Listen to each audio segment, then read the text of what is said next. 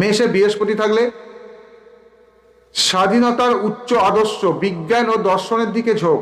সৌভাগ্যশালী, সুস্থ দেহ, উত্তরাধিকার সূত্রে অথবা গুপ্ত উপায়ে লাভ, সহসা অপ্রত্যাশিত অর্থ লাভ, প্রকৃত বন্ধুর সাহচর্যে মানসিক উন্নতি, জীবনের শেষে সৌভাগ্য ও সম্মান লাভ, প্রেম ও ভক্তির ব্যাপারে বিশুদ্ধ জ্ঞানের দ্বারা নিয়ন্ত্রিত, স্নেহ প্রীতির ব্যাপার সহজ জ্ঞানের দ্বারা বোঝার শক্তি তার থাকে, সজ্ঞানে মৃত্যু হয়, যকৃতের মানে লিভারের রোগ ভোগ বা